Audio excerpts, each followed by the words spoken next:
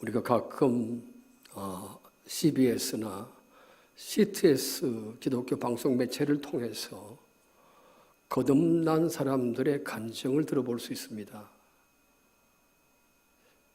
그 거듭난 사람들의 간증을 듣다 보면 그들에게서 공통점을 발견하게 됩니다.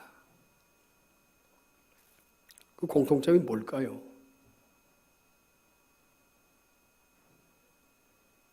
그들이 가지고 있는 공통점은 하나님을 인격적으로 만나는 그런 과정이 있었다는 사실입니다.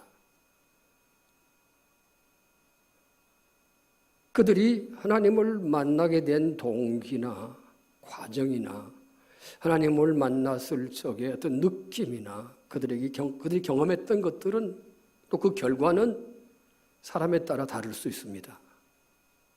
그러나 분명한 사실은 그들은 그 하나님과의 만남을 통해서 새로운 인생으로 다시 태어났다고 하는 사실이죠. 이렇게 볼 적에 우리가 거듭났다라고 말하면 그가 정말 인격적으로 하나님을 만난 경험이 있었느냐라고 하는 겁니다.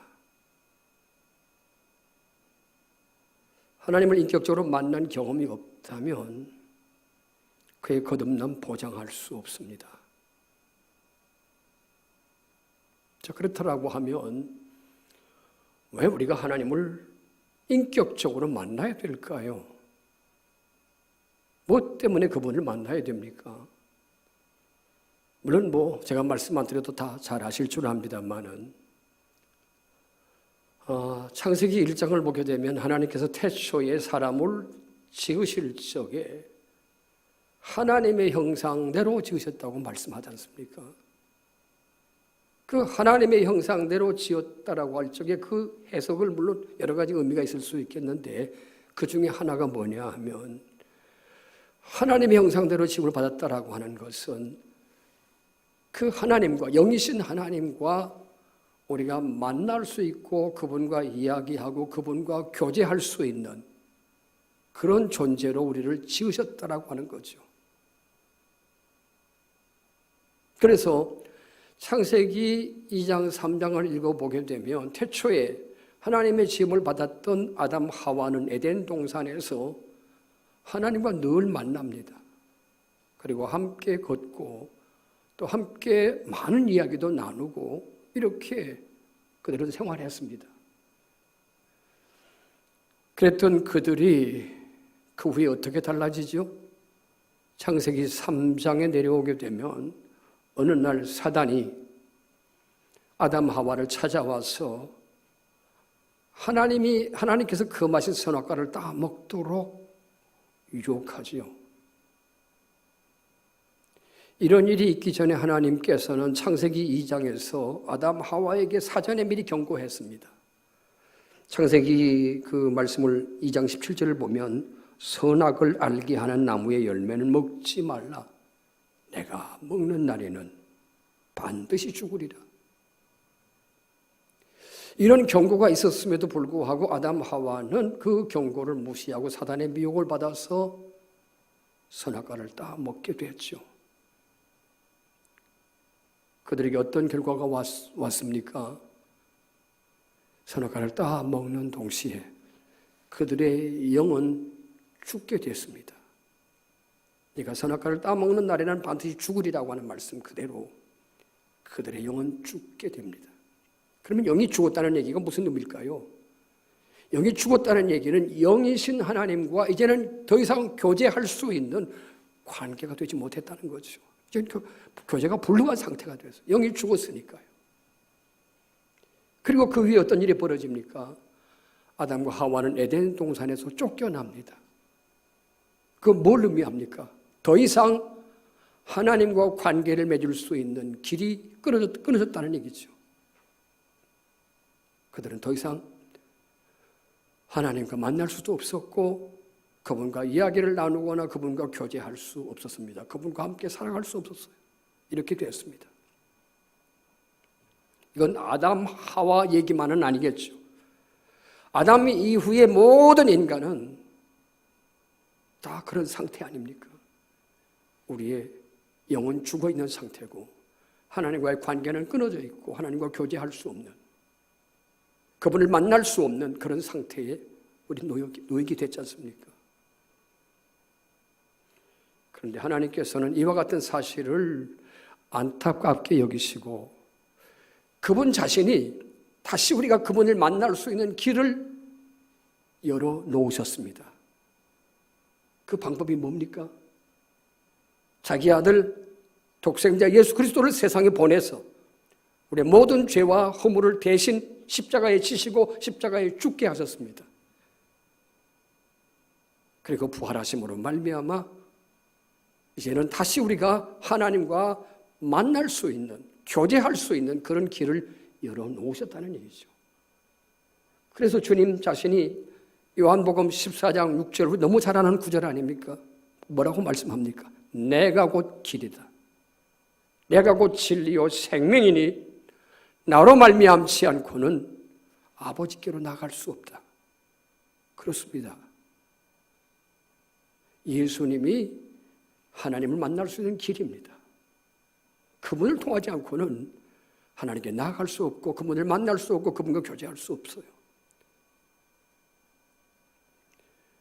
자, 그렇기 때문에 여러분과 내가 하나님을 만나기 위해서는 예수 그리스도를 나의 구원자요, 그분을 나의 주인으로 그렇게 믿고 영접해야 됩니다.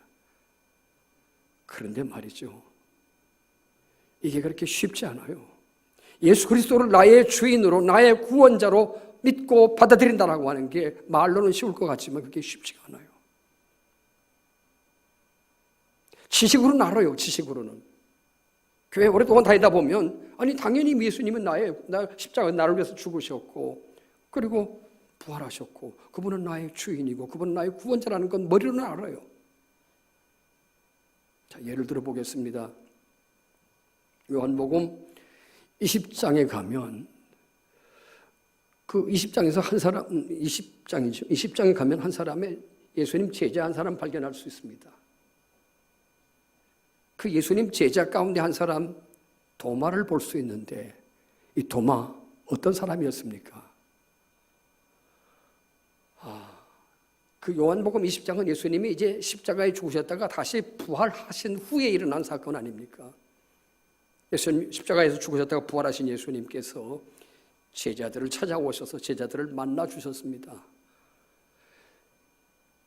그런데 참 안타깝게도 도마만큼은 부활하신 주님을 아직 만나지 못했지요.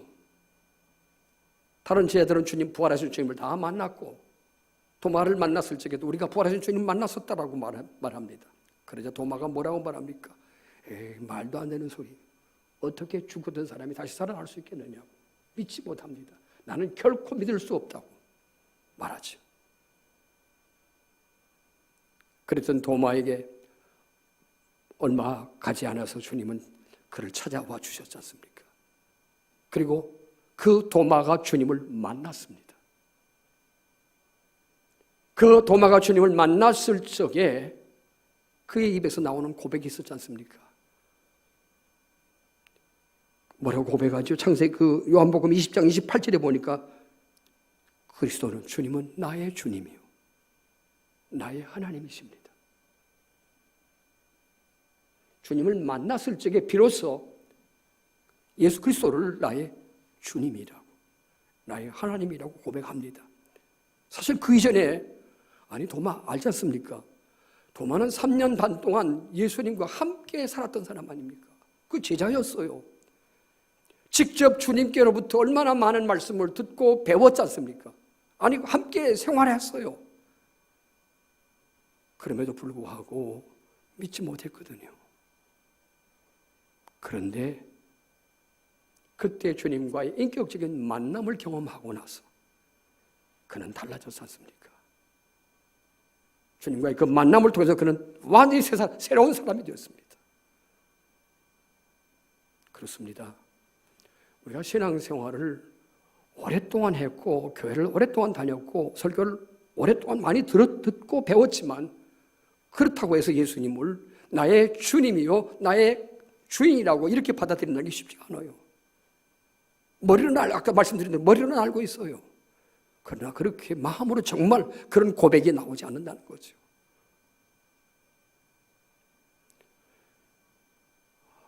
오늘 도마를 만나 주셨던 주님께서 오늘 이 영상 예배에 함께 하시는 우리 모두를 만나 주실 수 있게 되기를 소원합니다.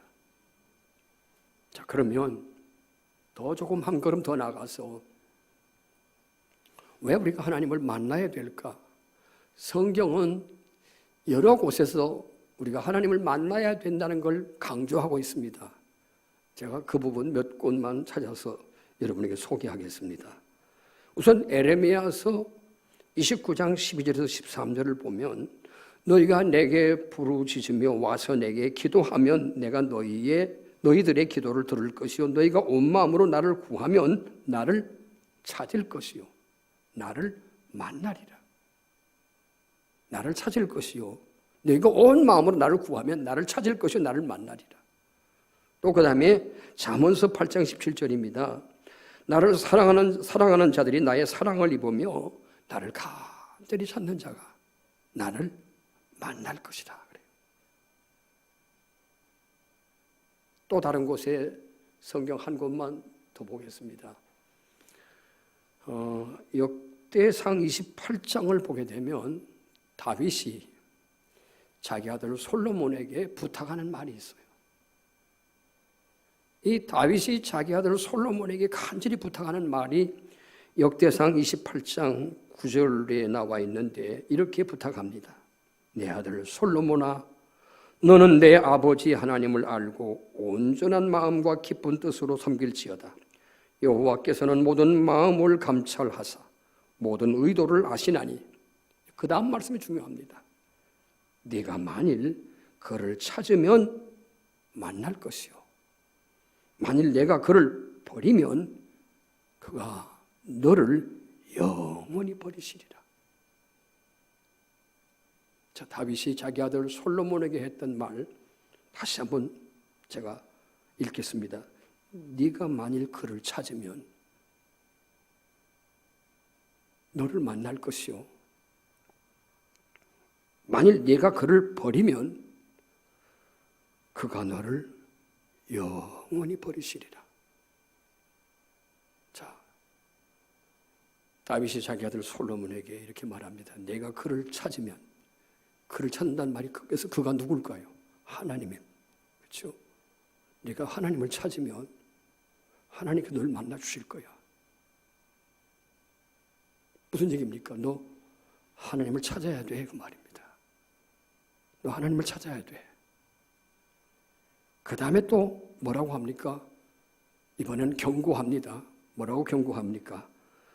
만일 네가 그를 버리면, 만일 네가 그를 버린다. 그가 누굽니까? 역시 하나님이잖아요. 네가 하나님 버리면, 그러면 아니 솔로몬이 하나님을 버린다는 얘기가 뭐 어떻게 하는 게 하나님을 버리는 걸까요? 어떻게 하는 게 하나님 버리는 걸까요? 앞부분 말씀을 연결해 보면 알 수 있어요. 하나님을 찾으면 네가 그를 찾으면 하나님을 찾으면 그를 만날 것이야. 그런데 네가 만일 하나님을 버리면 그 말은 네가 하나님을 찾지 않으면 그 말입니다. 그렇잖아요. 네가 만일 하나님을 찾지 않으면 하나님도 너를 버릴 거야. 그런데 참 두려운 말씀입니다. 하나님 너를 버리시는데 일시적으로 버리는 게 아니라 언제까지 버리시겠다고 말합니까? 영원히 버리시겠다. 영원히 버릴 것이다. 두렵지 않습니까?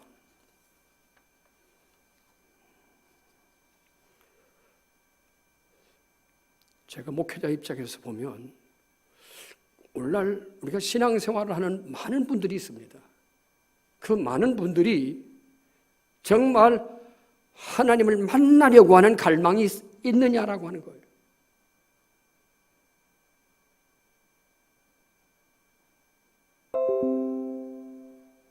그분을 만나기 위해서 작정기도 하고 그분을 만나기 위해서 금식기도 하고 때로는 철야기도 하고 이래 본 적 있나요?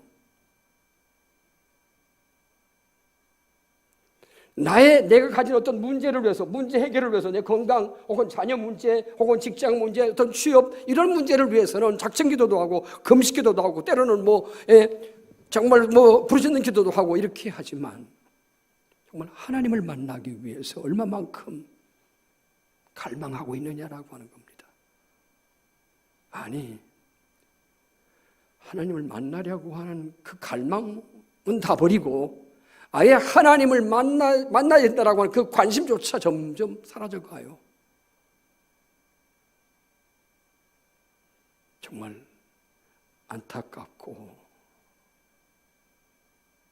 참 두렵기도 합니다.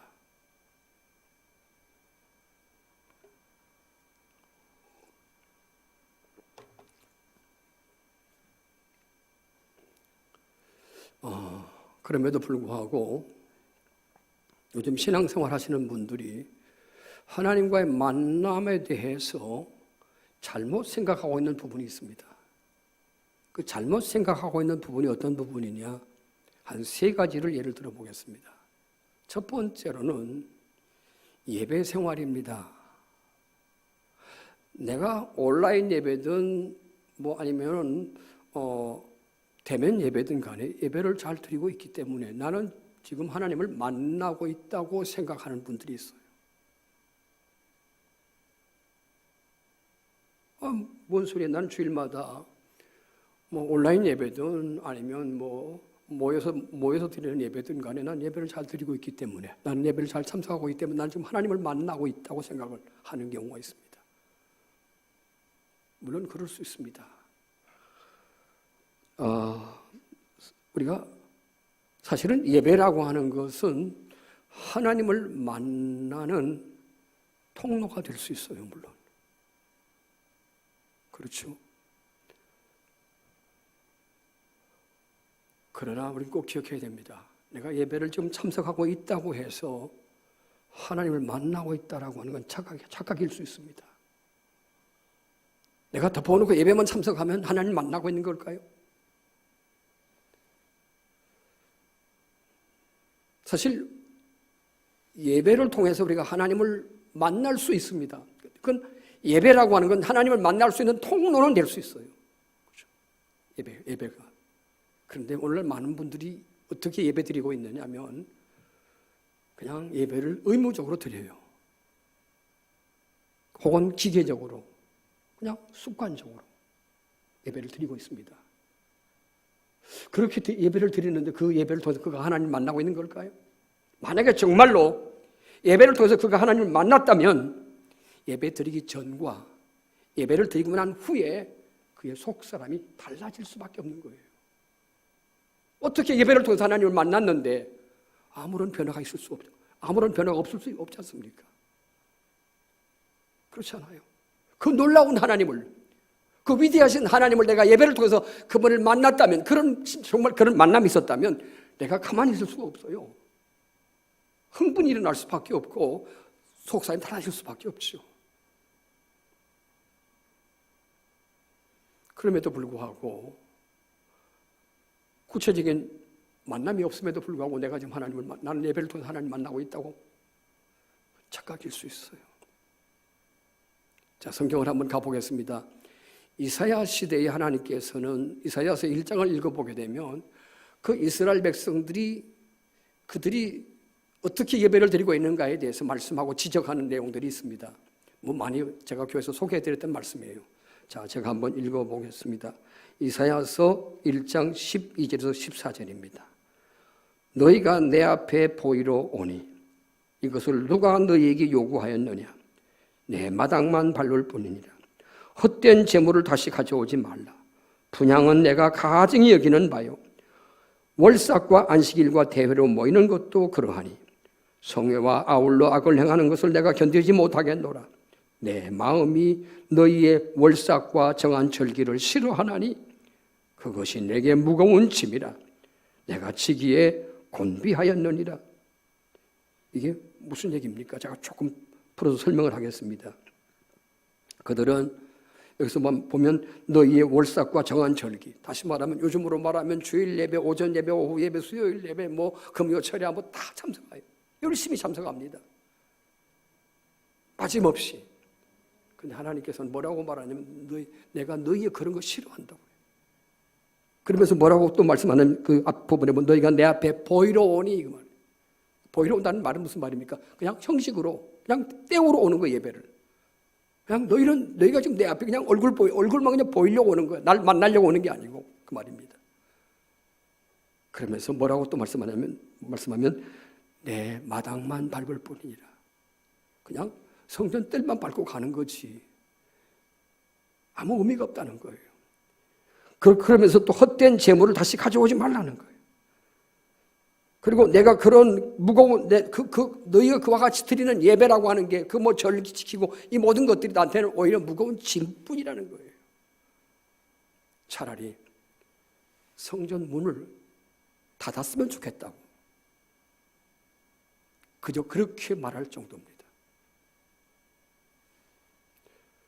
우리가 물론 예배를 통해서 하나님 만날 수 있습니다. 예배는 하나님 만나는 통로는 될지언정 무조건 예배만 참석했다고 해서 그 하나님 만나는 거 결코 아닙니다. 또 한번 예를 들어보겠습니다. 어떤 사람이 연극을 보기 위해서 극장에 갔습니다. 극장에 가서 연극을 관람합니다. 연극을 관람하는 이 사람이 그 연극에 출연하는 배우들이 어떤 사람인지 개인적으로 알려고 하겠습니까? 그 출연하는 배우가 개인적으로 그가 어떤 사람인지 알려고 하지 않아요. 또 알 필요도 없죠. 중요한 건 뭡니까? 그냥 어떤 내용의 연극인가, 이게 중요하겠죠. 연극이 다 끝났습니다. 끝나고 그 자리에 더 이상 머물러 있을 필요가 있을까요? 머물러 있을 필요 없죠. 이게 끝나면 그 자리에서 일어납니다. 일어나면서 나오면서 뭘 얘기합니까? 오늘 연극은 참 감동적이었어 할 수도 있고, 아니면 오늘 연극 별로였어 하고 나올 거예요. 그런데 그 가족들이, 그 출연하는 배우들의 가족들이 만약에 그 자리에 참석했다면 어떨 것 같습니까? 그 배우의 동작 하나하나에 관심이 많을 거예요. 혹시 실수는 하지 않을지. 그리고 연극이 다 끝났습니다. 자리에서 금방 일어나서 나가겠습니까? 아니겠죠. 그 가족들을 만날 거예요. 기다릴 거예요. 그 배우를, 출연한 자기 가족을 만나서 수고했다고 격려도 해줄 거고, 그리고 그와 함께 걸어서 집에 가서 또 많은 얘기를 나눌 겁니다. 물론 많은 분들이 마치 예배를 드리는 것이 연극을 보러 가는 관객과 같아요. 그 예배의 주인공인 하나님, 그분이 어떤 분인지 관심 없어요. 알려고 하지도 않아요. 그냥 연극 구경하듯이, 특히 온라인 예배가 더 그런 것 같아요. 영상 예배 더 그런 것 같아요. 예배 다 끝나고 나면 오늘 예배 맞아, 좀 은혜 받았어 할 수도 있고, 예배 오늘 예배 별로였어, 그냥 그리고 끝날 수 있죠. 여러분, 우리는 예배를 통해서 하나님을 반드시 만나야 됩니다. 예배의 핵심은 하나님과 만남입니다. 그걸 놓치면 안 돼요. 두 번째입니다. 또 한 가지 착각이 뭐냐면, 내가 부지런히 열심히 기도 생활을 하고 있기 때문에 나는 하나님을 만났다고, 그렇게 착각하는 경우가 많습니다. 새벽기도 나오지, 집에서도 열심히 기도하지, 때로는 금식기도, 작정기도도 하지, 내가 이렇게 열심히 기도 생활을 하고 있으니까 나는 하나님을 만나고 있다고. 물론 그럴 수 있어요. 성경은 또 말씀합니다. 에레미야서 29장 아까 소개해드렸던 말씀 가운데 12절에서 13절에 보게 되면, 너희가 내게 부르짖으며 내게 와서 기도하면 내가 너희들의 기도를 들을 것이요, 너희가 온 마음으로 나를 구하면 나를 찾을 것이요, 나를 만나리라고 약속했거든요. 너희가 열심으로 온 마음으로 나를 구하면 나를 만날 것이다. 자, 그런데 오늘 우리들의 문제가 뭡니까? 우리가 도대체 왜 작정 기도하고 왜 금식 기도하고 매일 새벽 기도하는 목적이 어디 있는 겁니까? 대부분의 사람들은 기도하는 목적이, 기도의 내용이 자기 일을 위한 거예요. 자기 건강 문제, 사업의 문제, 직장의 문제, 자녀들의 문제, 뭐 기타 여러 가지 물론 그런 문제 위해서 기도하지 말라는 말은 아닙니다. 물론 기도할 수 있어요. 그러나 이보다 더 중요한 게 뭘까요? 이런 기도 제목보다 더 중요한 게 뭡니까? 내가 기도하는 목적은 하나님을 만나는 거예요. 이게 가장 중요한 기도의 핵심입니다. 이거 놓치면 이건 결국 그 핵심이 빠져있다면 그 기도는 하나님 듣지 않으신다고 그래요. 성경 제가 한번 소개해드리겠습니다. 이사야서 1장 15절에 보면 너희가 손을 펼 때 내가 내 눈을 너희에게서 가리고 너희가 많이 기도할지라도 내가 듣지 않겠다. 덮어놓고 그냥 많이 기도하고 열심히 기도하고 무슨 이렇게 한다고 하나님 다 들으시는 거 아니라는 얘기죠.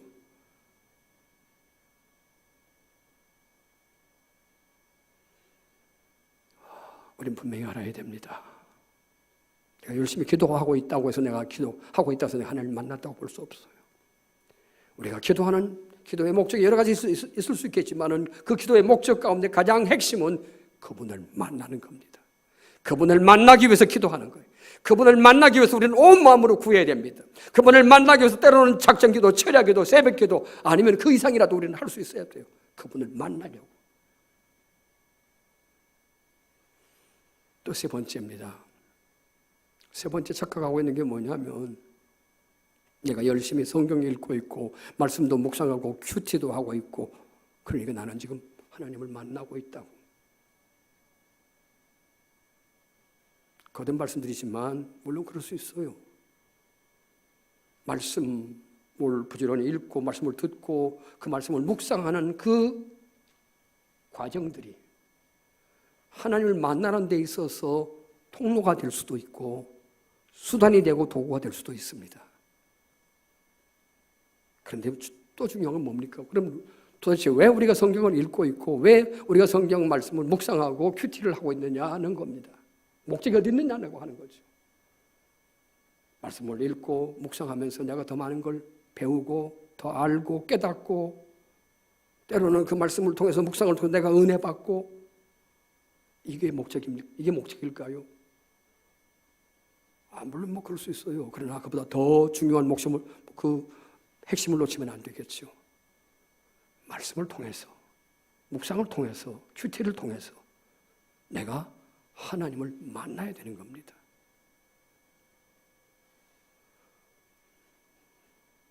종교 생활과 진정한 신앙 생활의 차이가 뭔가 하면 종교 생활은 모든 형식은 다 들어있습니다. 다시 말하면 그 생활 속에 예배도 있고 기도도 있고 찬양도 있고 큐티도 있고 속으로 모임도 있고 다 모임이 다 이런 게 많이 들어있어요. 그런데 문제는 뭐가 빠져 있느냐면 종교 생활이 되냐면 이런 형식은 다 있는데 하나님과의 만남이 빠져 있다면 이건 종교 생활이에요. 여러분 우리가 찬양하는 목적이 어디 있는 겁니까? 찬양을 통해서 하나님 만나는 거예요. 예배의 목적이 어디 있는 겁니까? 그 예배를 통해서 하나님 만나는 거예요. 우리가 왜 기도하는 겁니까? 기도를 통해서 하나님 만나는 거예요. 왜 우리가 말씀을 듣고 그 말씀을 묵상하는 겁니까? 그 말씀 묵상과 큐티를 통해서 하나님을 만나는 겁니다. 이게 빠져버리면 하나의 종교생활에 불과합니다. 자, 이제 오늘 말씀을 마무리하겠습니다. 자, 말씀 본문 안으로 이제 들어갑니다. 본문 안에 들어가서 보면 다 뭐 잘 아시는 내용입니다. 예수님께서 어느 날 사마리아라고 하는 곳을 지나가시다가 수가라는 동네에서 한 여인을 만나지 않습니까? 한 여인을 만났는데 그 여인, 그때 주님과 만났던 이 사마리아 여인, 이 여인은 그때 주님과의 만남을 통해서 놀라운 변화가 일어납니다. 그가 그때 주님을 만나기 이전의 모습과 그가 그때 주님을 만난 이후의 모습은 전혀 달라져요. 이 내용을 보시면 그는 그때 주님을 만남으로 말미암아 다시 태어나게 된 겁니다. 이 내용은 더 많은 부분들이 있기 때문에 오늘 다 말씀 못 드리고 다음 주일에 또 구체적으로 이 내용을 여러분과 함께 살펴보도록 하겠습니다. 자, 이제 말씀을 마무리하겠습니다. 오늘 영상으로 예배하시는 우리 모두의 마음속에 정말 하나님을 만나야 되겠다라고 하는 뜨거운 갈망이 일어날 수 있게 되기를 소원하십시다. 기도하겠습니다.